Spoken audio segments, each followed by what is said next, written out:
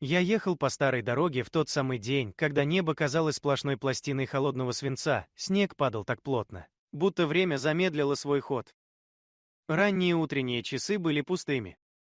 Редкие машины прокладывали серебристые следы на белом полотне, и каждое их движение отдавало хрустом и скрипом замерзшего мира.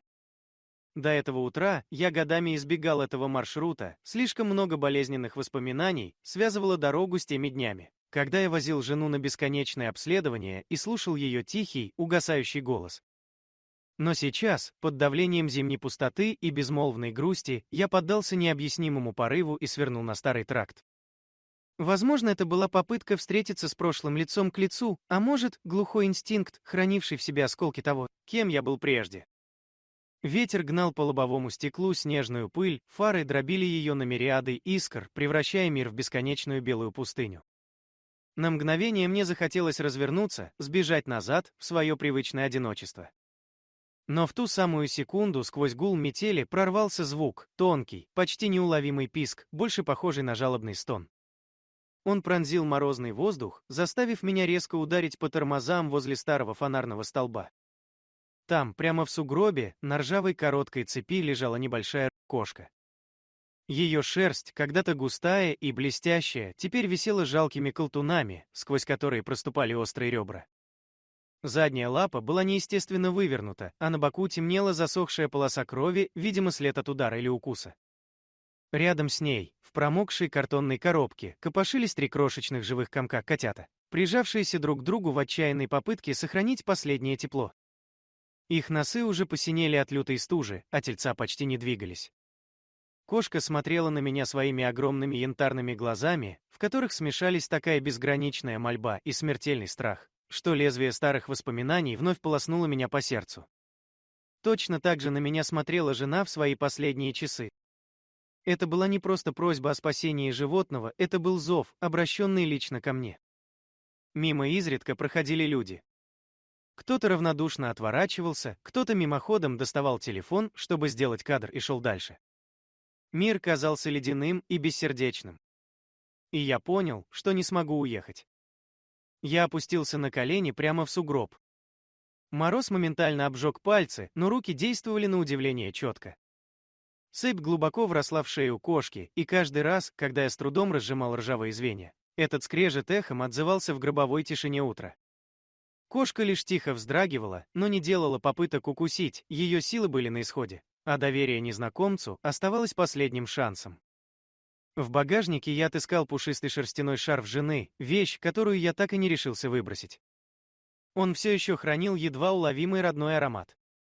Осторожно завернув измученную кошку, я прижал к ее боку 3 котят, пытаясь через ткань передать им крохи собственного тепла. Салон автомобиля превратился в крошечный ковчег. Я включил печку на полную мощность, направив горячий воздух на замерзающих малышей. Вскоре салон наполнился паром от их слабого дыхания. Легкие котят, согреваясь, заработали ровнее. Я мельком взглянул на часы, время моего приема у кардиолога неумолимо истекало. Но эта потеря казалась сущим пустяком по сравнению с безмолвной борьбой за жизнь, развернувшейся на заднем сиденье.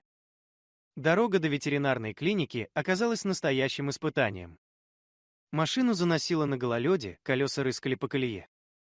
На одном из крутых поворотов коробка с котятами опрокинулась, и 2 малышей покатились по коврику. Я резко затормозил и бросился к ним.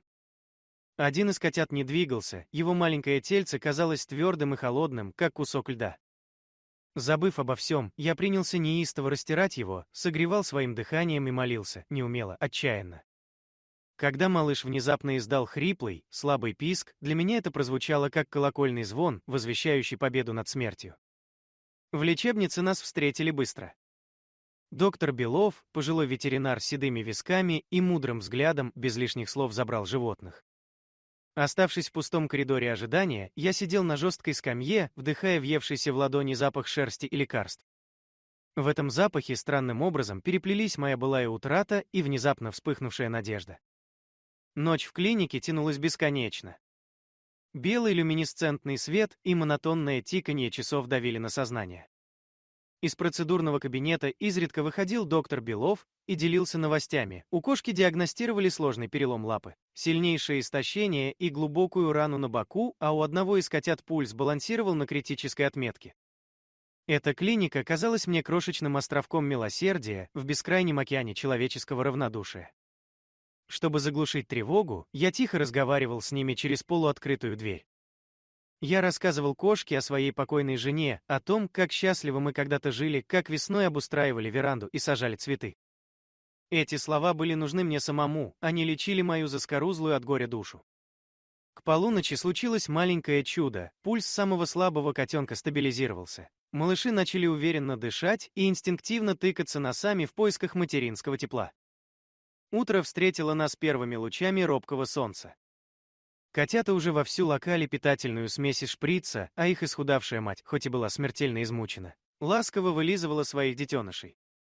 Доктор Белов предупредил, что кошке предстоит сложная операция на лапе, как только она немного окрепнет. Наблюдая через стекло, как эта израненная душой и телом кошка осторожно подталкивает носом своих котят, я ощутил давно забытый прилив сил.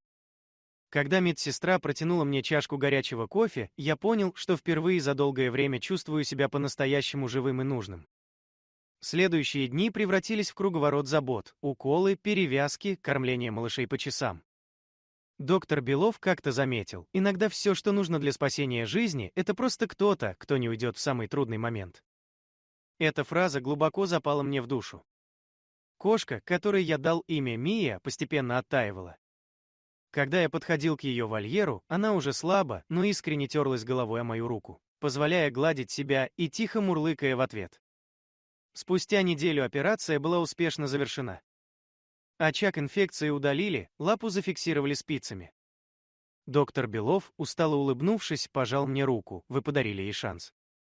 Теперь ее жизнь в ваших руках. Я забрал все семейство к себе. Мой старый дом, годами хранивший угрюмое молчание, отчаянно нуждался в этом теплом, суетливом дыхании.